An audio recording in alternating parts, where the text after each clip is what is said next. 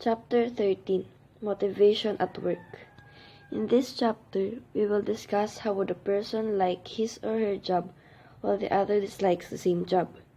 Furthermore, one employee can outperform the other with the same job and capability to do the same tasks.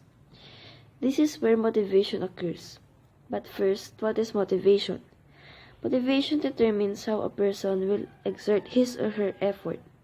In other words, it is the reason one has for doing his or her tasks willingly.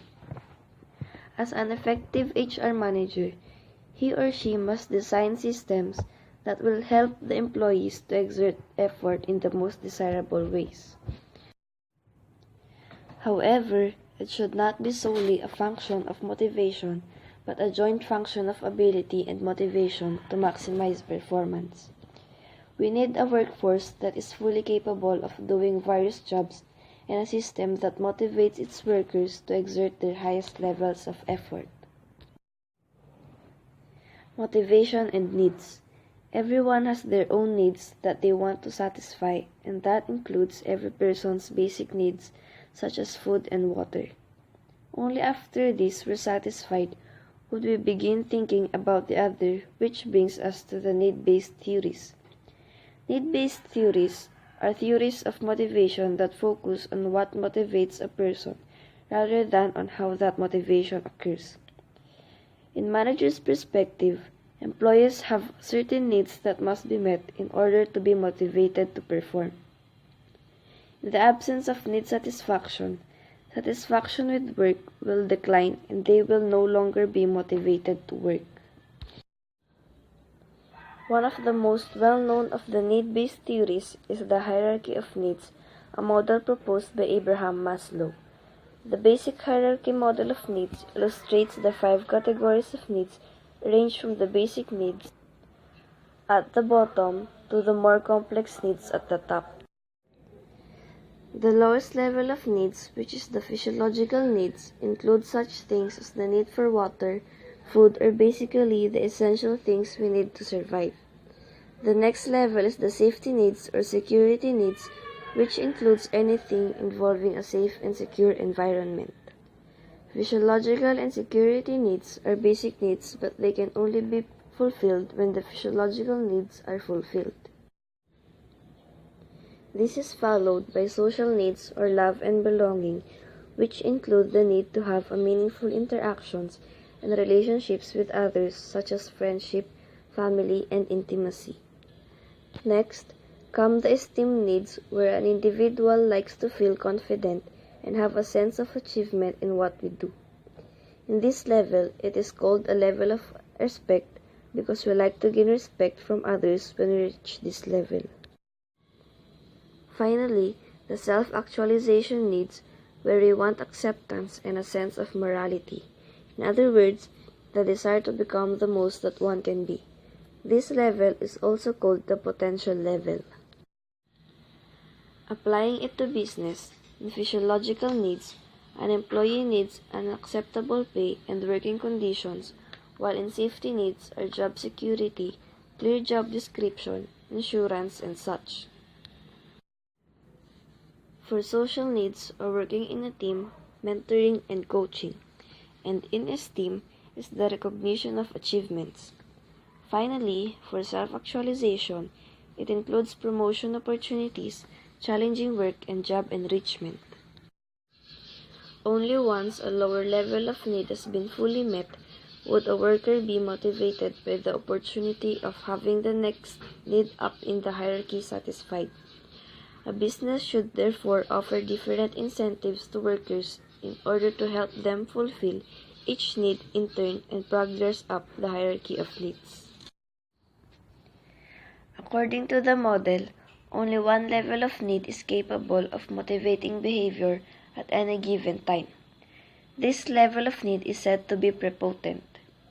According to Maslow's theory, prepotent needs are those specific needs of the 5 levels in the model that are capable of motivating behavior at any given point in time. Some years later, Clayton Alderfer proposed a variation on Maslow's theory that he called the ERG theory. Alderfer's theory substituted 3 levels of needs for Maslow's 5, that he labeled them as existence needs, relatedness needs, and growth needs, hence the acronym ERG. The existence group is concerned with providing our basic material existence requirements. They include the items that Maslow considered to be physiological and safety needs. The second group of needs are those of relatedness, the desire we have for maintaining important personal relationships. These social and status desires require interaction with others if they are to be satisfied, and they align with Maslow's social need and the external component of Maslow's esteem classification. Finally, Alderfer isolates growth needs as an intrinsic desire for personal development. These include the intrinsic component from Maslow's esteem category and the characteristics included under self-actualization. The important aspect of Alderfer's theory is that he suggested people might move either up or down the hierarchy, unlike in Maslow's theory, and he also allowed for multiple levels of needs being prepotent. So, after we satisfy our existence needs and move up to relatedness needs, if those relatedness needs are not being satisfied, then we will regress and existence needs will again be prepotent. Thus, this theory also suggests that anyone who cannot find meaningful relationships might spend their time acquiring money instead. Another need-based theory of motivation is Frederick Herzberg's dual factor theory. Herzberg divided his factors into 2, hence the name dual factor theory. These factors are the motivators and hygiene factors. Motivators are factors that directly motivate people to work harder. Herzberg viewed this factor as the non-financial approach. For example, giving employees significantly more responsibilities at work was a way to motivate them, as well as meaningful and fulfilling work. Same with rewarding and recognizing them, but not in a financial approach. On the other hand, hygiene factors are factors that can demotivate, if not present, but do not actually motivate employees to work harder. These are the factors that businesses need to consider. Otherwise, employees will get demotivated. An example is that the salary should not be below from what the employees are expecting to receive. Another examples are working conditions and appropriate supervision and policies. For employees, it is very important that they feel comfort and belongingness in the company. Management need to ensure that motivators are in place and ensure that hygiene factors are met. Need-based theories only explain part of the story of motivation. Needs can help us understand what will motivate an individual. However, they do not tell us how the person becomes motivated to exert his or her effort. So, good morning. This is Roliz Camba and I'm going to continue our report, which is Chapter 13, Motivation at Works. So, our topic for today is Process Theory of Motivation. What is process theory? Process theory are motivation theory that focus on how people become motivated and what they are motivated to do rather than on what motivates them. Process theory refers to psychological and behavioral processes that motivates a person to act in particular way are preferred to has process theory of motivation. In essence, these theories examining how a person needs will affect his behavior in order to achieve a goal related to those needs, or in these theories are typically used in a workplace context, and there are several theories that examine how employee within an organization can be motivated. Reinforcement theory. Reinforcement theory is a process theory usually associated with B.F. Skinner, which proposed that all behavior is a function of its consequence. So, reinforcement theory focus on the relationship between between operant behavior and its consequence. In essence, reinforcement theory states that behavior results in a positive outcome will usually be repeated, while the behavior with a negative outcome will not. So this is the scenario can be reduced to a simple set of rules. So first scenario is positive reinforcement.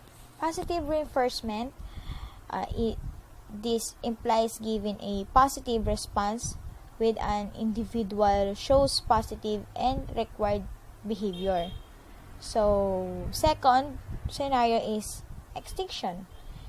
Extinction is implies absence of reinforcements.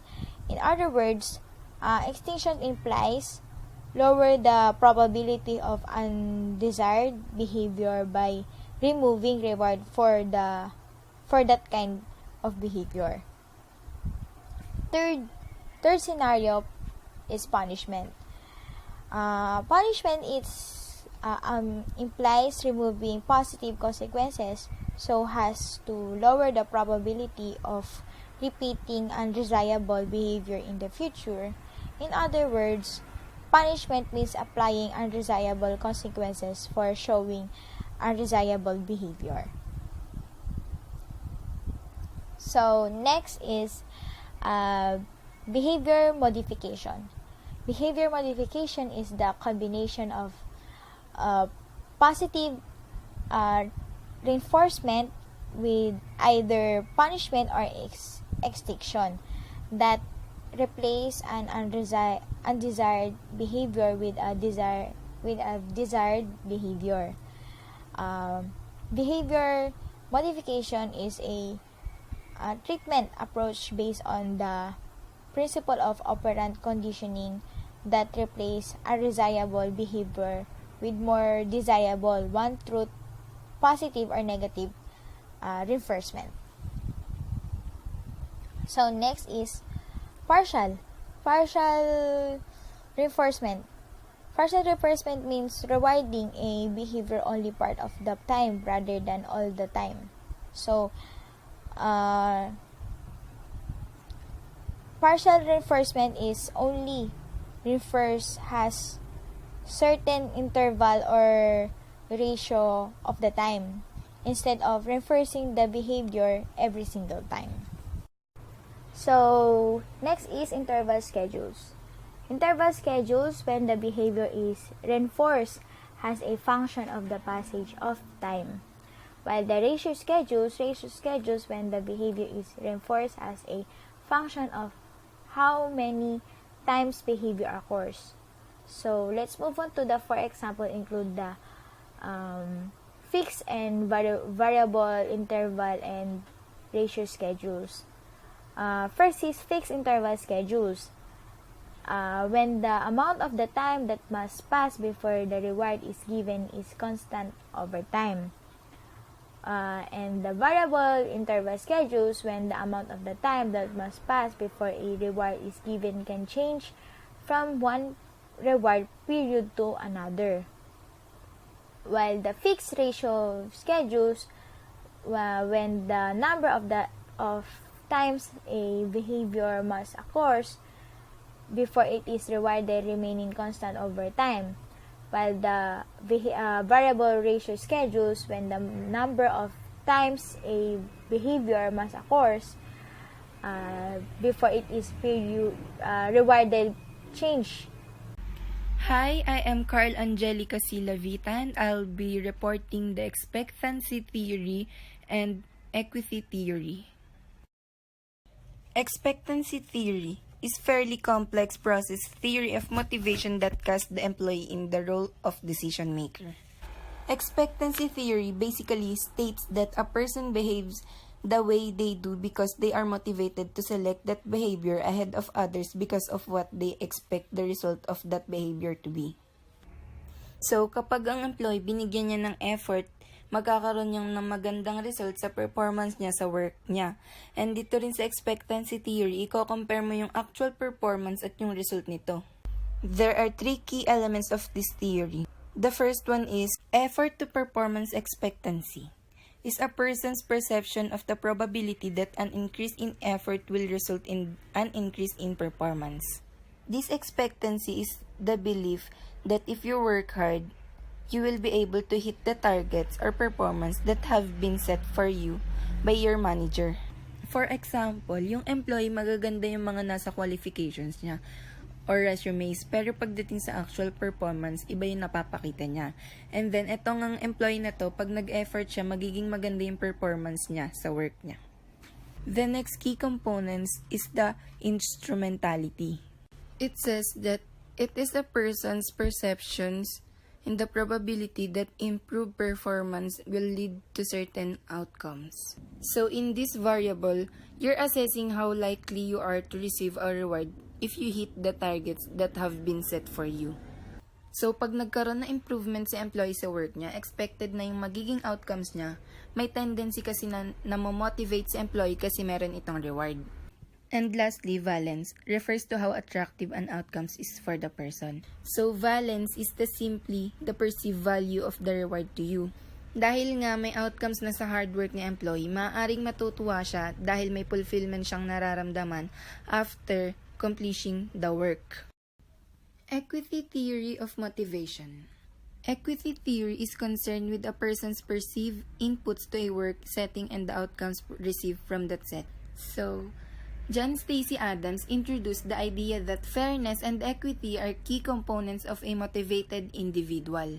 And he proposed that an employee's motivation is affected by whether the employee believes that their employment benefits or rewards are at least equal to the amount of the effort that they put into their work. For example, if an employee notices that another person is getting more recognition and rewards for their contributions, even when both have done the same amount and quality of work, it would persuade the employee to be dissatisfied. Dissatisfaction would result in the employees feeling underappreciated and perhaps worthless. But if both employees were perhaps rewarded the same, it would help the workforce realize that the organization is fair, observant, and appreciative. The input examples. Input includes hard work, skills, and enthusiasm. The input referred to in Adams' equity theory includes both the quantity and quality of contributions employees to make carrying out of their work. They spend time, energy, and they work hard, share ideas, trust their superiors, and support their co-workers. It's all about the effort they put into their organization.